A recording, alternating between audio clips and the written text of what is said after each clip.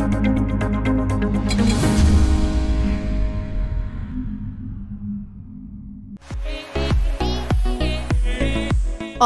menjadi sebuah tuntutan untuk mendapatkan kesehatan jasmani maupun rohani. Namun, ada beberapa orang yang melakukan olahraga dengan keras dan sangat berlebihan. Bahkan seperti kecanduan olahraga atau sport addict. Lantas, adakah dampak bagi kesehatan saat melakukan olahraga secara berlebihan? Dan berapa lama durasi olahraga yang benar agar mendapatkan manfaat bagi kesehatan? Dokter spesialis kedokteran olahraga Sophia Hage akan menjelaskannya untuk Anda pemirsa Hidup Sehat Plus. Yang dimaksud dengan olahraga ekstrim sebenarnya tergantung dari kapasitas tubuh kita melakukan olahraga dan tingkat kebugaran kita saat itu. Nah, kalau misalkan contoh atlet elit tentunya sudah terbiasa dengan melakukan frekuensi dan intensitas bahkan volume latihan yang tinggi.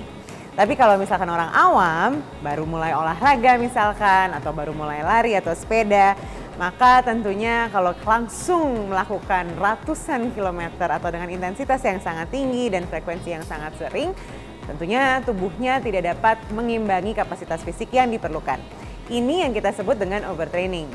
Ada juga yang kita sebut dengan overuse. Jadi overuse ini kalau kita menggunakan otot yang sama terlalu lama atau terlalu sering. Contohnya misalkan kalau teman-teman berlari, maka harusnya kita juga melatih otot yang lain seperti latihan kekuatan otot dan bukan hanya lari saja.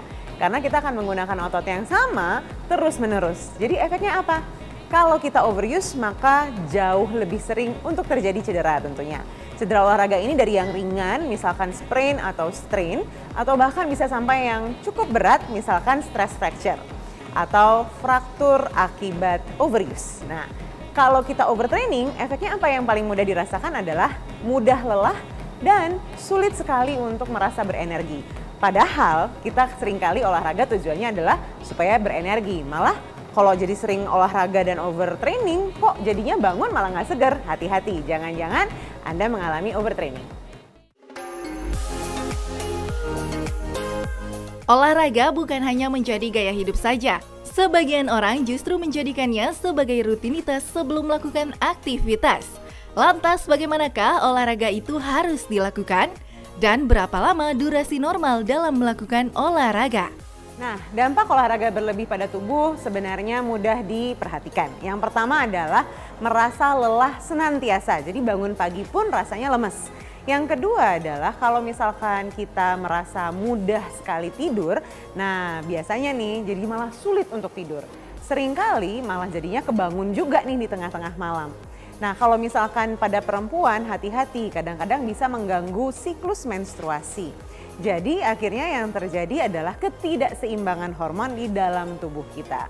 Dari yang paling ringan sampai yang paling berat.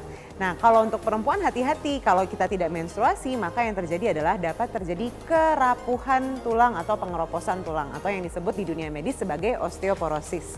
Nah, tentunya dampak dari osteoporosis ini sangat berbahaya karena bisa terjadi patah tulang dengan sangat mudah. Ini yang kita sebut sebagai silent killer atau silent disease, penyakit yang sunyi karena tahu-tahu udah patah deh tulangnya.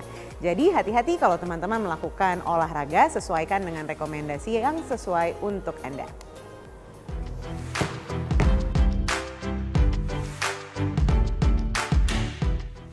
Demi mendapatkan kesehatan dan mendapatkan bentuk tubuh ideal, sebagian orang melakukan olahraga secara ekstrim. Mulai dari berlari atau bersepeda, hingga berpuluh-puluh kilometer tanpa mengenal lelah.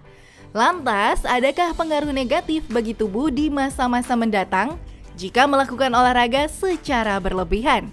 Nah, kalau kita mengalami overtraining, maka tentunya pengalaman atau perasaan yang dirasakan sesudah olahraga berbeda kalau kita tidak overtraining. Contoh paling sederhana adalah ketika kita olahraga, sebenarnya hormon endorfin atau hormon yang bikin kita bahagia keluar. Nah, apa yang terjadi kalau kita overtraining? Kalau kita overtraining, yang keluar bukan hormon endorfin, tapi hormon kortisol atau hormon stres. Sehingga hal ini membuat tubuh menjadi tegang, kemudian pikiran tentunya jadi tidak rileks. Jadi lebih mudah untuk terkena depresi, lebih mudah untuk mengalami ansietas atau cemas, dan tentunya mempengaruhi kesehatan mental kita.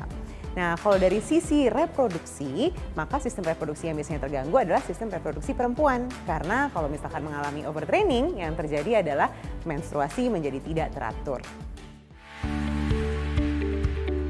Melakukan olahraga memang bermanfaat untuk meningkatkan kesehatan tubuh.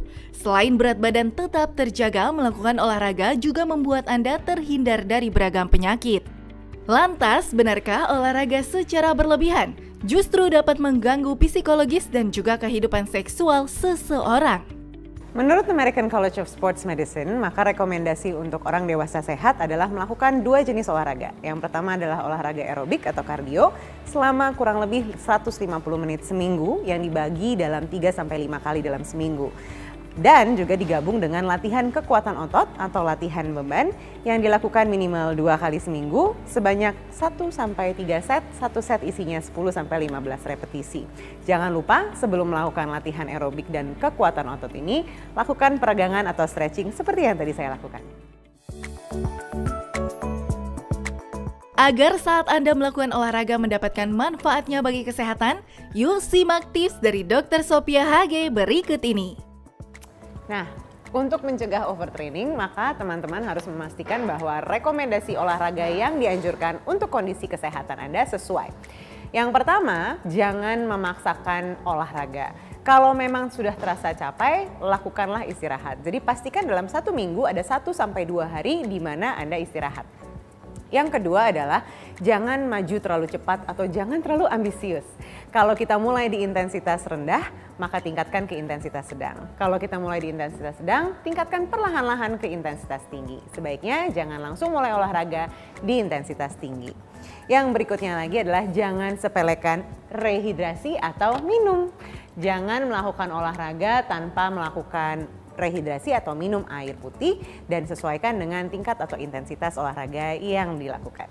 Apa yang harus Anda lakukan kalau misalkan Anda sudah mengalami gejala tersebut seperti kelelahan dan mudah atau sulit untuk tidur? Nah, yang harus dilakukan adalah lakukan rest day atau istirahat. Jangan memaksakan untuk berolahraga 2 atau 3 hari berturut-turut. Kalau perlu bahkan istirahat selama 3-5 hari. Kemudian perlahan-lahan mulai lagi olahraga dengan intensitas yang rendah, ditingkatkan perlahan-lahan ke intensitas seperti sebelumnya. Saya Dr. Sophia HG, spesialis kedokteran olahraga untuk hidup sehat.